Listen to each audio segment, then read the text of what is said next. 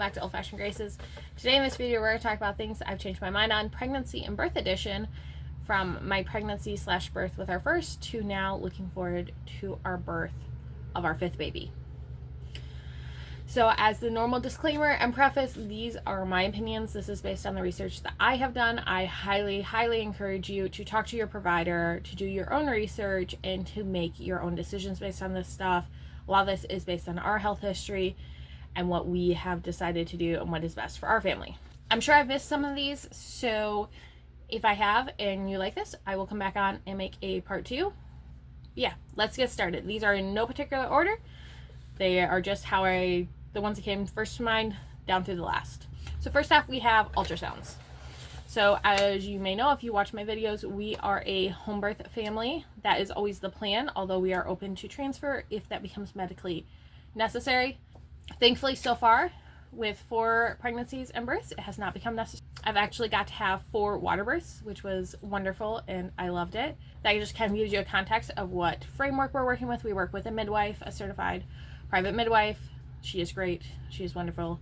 Does a really good job of keeping track of my health and where it's at and where the baby's health is at to ensure a safe home birth if that is safe for me and the baby. And if not, transfer to OB care in the hospital. But the first one would be an ultrasound. So with our first pregnancy, I even told people, like, ultrasound is the safeguard that we have to make sure that it is safe to home birth. And while I don't necessarily disagree with that anymore, based on additional research that I've done, I have since learned that ultrasound has not had studies on its safeness in pregnancy. So we don't know. It could be perfectly fine. It could be totally fine, totally normal, but we don't know because there hasn't been any research done.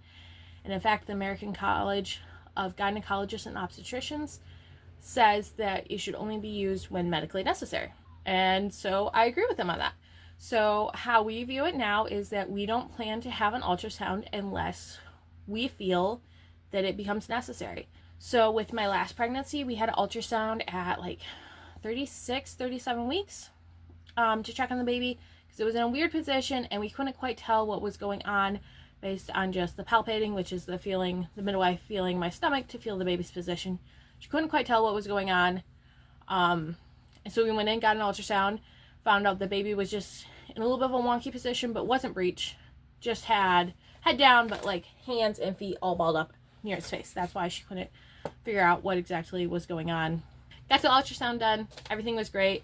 So we continued on with home birth, had a successful home birth. Everything was great. But now we don't do ultrasounds unless they become medically necessary. We also have a Christian midwife who prays over us and over her care of us. And so we feel confident that God will lay it on her heart or our heart or both if we want an ultrasound. And she is totally comfortable with us doing ultrasounds or not, as long as she doesn't see any medical need for it. The next one is placenta encapsulation pills. I was completely grossed out with this in my first pregnancy, in my second pregnancy, and at the beginning of my third pregnancy. I even said in the beginning of my third pregnancy, I may be crunchy, but I'm not that crunchy.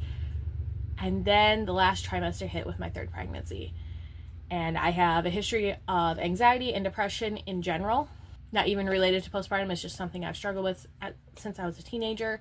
And I started doing busting research, and I was a little bit concerned that I would struggle with it postpartum. And according to the research that I had done, placenta encapsulation pills was one of the best ways to avoid it naturally, besides a good support system and all that. So I decided to do it.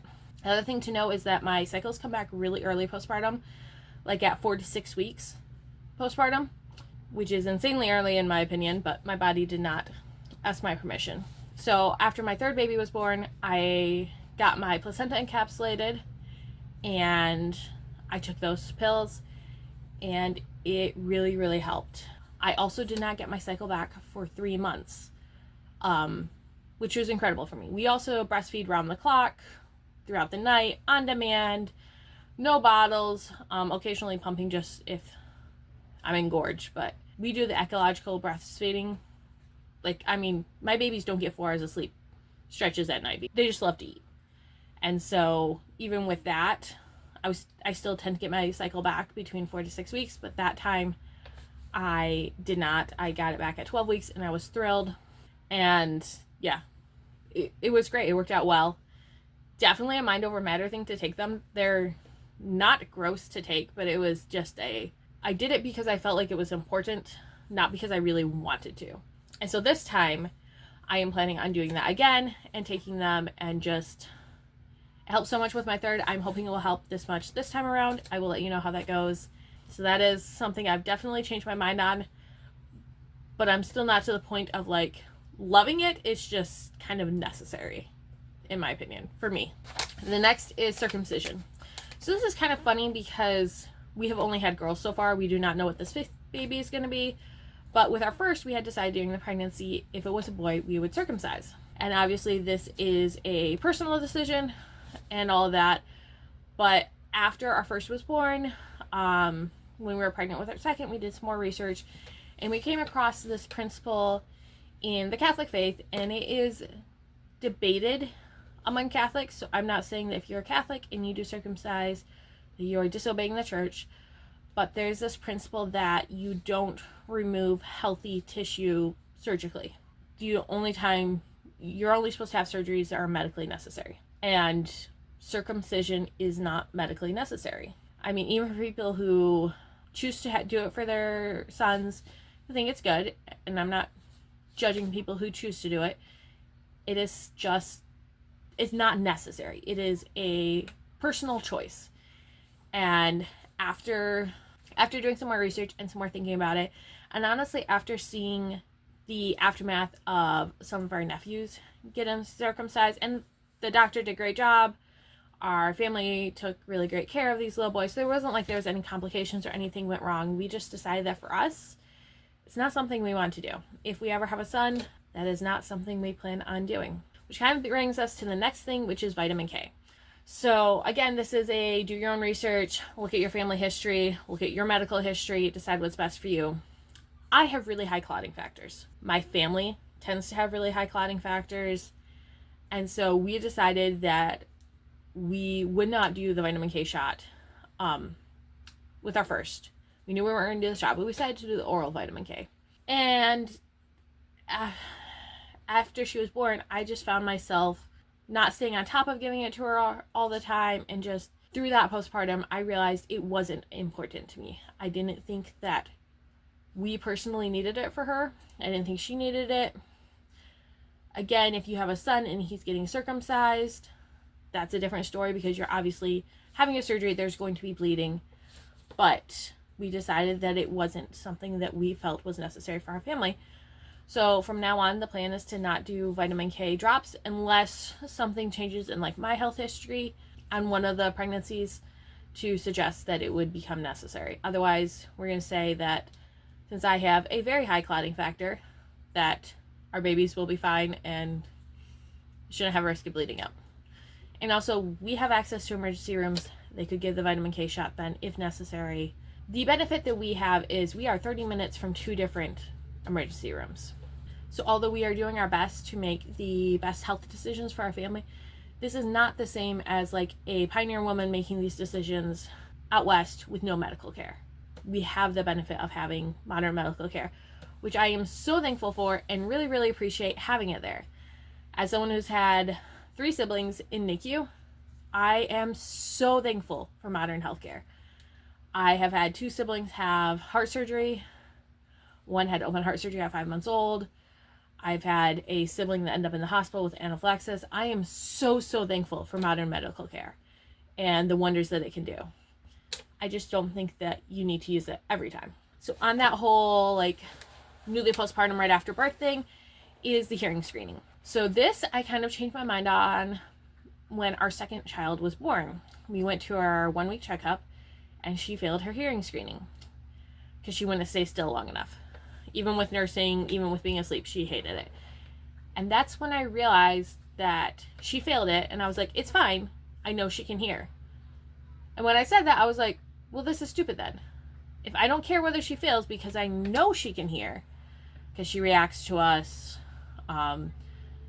she reacts to my voice from across the room even when she can't see me, all these things, then why am I doing this hearing screening? So for us, this falls under if we ever have any questions about whether our child can hear. But otherwise, So far, all of our children, it's been blatantly obvious from like moments after birth that they can hear.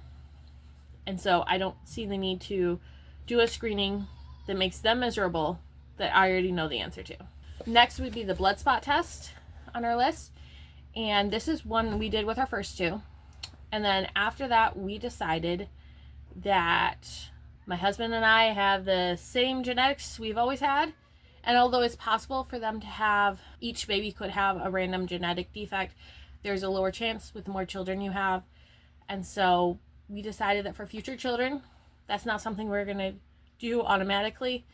It is something that our midwife has on hand and can do if at the week appointment we're concerned. It's something the hospital can do if the baby is born and at 2 days it seems like there's an issue. It takes, I think last time we did it took 3 weeks to a month to get the results back. And by that point, basically all the conditions that if the baby was going to have an issue with, it would have showed up already. So our thought is if our baby gets sick, we'll take them into the hospital. We just don't see the need to do that, especially since we already have done it with 2 of our children and everything came back perfectly. The next thing is taking organ meats in pregnancy. So I wasn't really opposed to this with my first, but I didn't do it. I couldn't stomach it, didn't know how to stomach it. And so I was like, that sounds like a great idea, but I'm not doing it. Since then, I have learned how to eat liver in particular and heart and enjoy it. So for beef liver, I do make up liver capsules sometimes. Haven't in a while. But more importantly, I put it in food. So I'm going to do another video here, hopefully shortly. We'll see. Of how to eat liver and how to eat it in a way that like people who don't like liver will enjoy it, because I don't particularly enjoy liver, but I do like these. So we're not talking liver and onions. We're talking like liver hidden in stuff. And so that's why I make a seasoned salt and poultry seasoning and taco seasoning and fajita seasoning that has liver powder in it. And it's a great way to consume liver without feeling like you're consuming liver. Or you can have it ground into your ground meat. We also do that too. So I will include those links in the description box below for you to check out. Next thing is deli meat. You're not supposed to eat deli meat while pregnant. And I was really, really careful about frying up any deli meat that I ate with our first. And then for me, I realized I wasn't as concerned about it in the other pregnancies. I understand there's still a risk. One, I eat it very rarely. I eat it once a month-ish, sometimes not even, once every other month. So it's not something I'm eating every day. We eat really clean in general. And instead of focusing on that, I'm focusing on building my immune system and my body's ability to fight infections, to protect against the infection you can get from that. Bacterial infection, but also just any other type of infection. And speaking of infections, the last thing that I've changed my mind about is testing for group B strep. So obviously this is very personal. We did it with my first, and through that midwife, it's a different midwife than we have right now. It took a month to get the results back. So I got the results back 4 days before I was due. And we had assumed, since we hadn't gotten them back, that everything was fine, came back positive. And now all of a sudden I had 4 days before the baby could potentially be born to figure everything out. And it was incredibly, incredibly stressful. And I panicked. So we did the protocol and it worked, baby's healthy, all that. But since then, based on the research that I have done and knowing my body a bit better, because I have digestive issues and I struggle with that in general, I choose to do the herbal regimen every pregnancy. I think it is just good for your body in general. I mean, we're talking garlic and probiotics. There's another thing that I don't remember off the top of my head at the moment that my midwife has you do, because there's 3 things. They're great for you. They are going to get your body in the best position possible for having the baby, regardless of whether you have group B strep. And it's going to make the baby as resistant to group B strep as it can be, because you're not just killing the bad bacteria, you're building up the good bacteria and building up your body and your baby's body. So that is what we choose to do at the end of every pregnancy, and it's worked so far. And again, if my baby gets sick, we will rush them to the emergency room. We will get them the medical care that they need. So this is my list so far of things I've changed my mind about pregnancy and birth edition. I would love to hear your thoughts below. Again, this is the research that I have done. The decisions are right for my family. I would love to hear if you disagree with me and how you came to that conclusion. I think it is really important as women, as mothers, to take responsibility for our healthcare and our children's healthcare. Even if that means you agree with what your doctor recommends 100% of the time, I'm not saying you need to disagree with medical professionals. I'm saying that as the people in charge of our healthcare and our family's healthcare, I think it's important that we think through, we read the research, and we just critically think through what is important to us. Because what's important to me might not be important to you. And I just think we shouldn't be on autopilot with things that are so important. Even if you end up deciding to go with the same decision that you would have gone with on autopilot, that's fine. You've thought it through. Everything has its own set of risks. And that's one of the things I've learned. There is no such thing as a no risk or low risk option. Home birth has its risks. Hospital birth has its risks. Vaginal birth has its risks. C-section has its risks. Risk is a part of life. But if we research and understand what the risks are, we can make the decision to choose the risks that we are most comfortable with. And that is one of the things I do. I try to do the best I can, and I highly, highly encourage it to other people. Do the research, take control of your health, take control of your healthcare decisions, and live the life you want to. God bless. I will see you in the next video. Bye.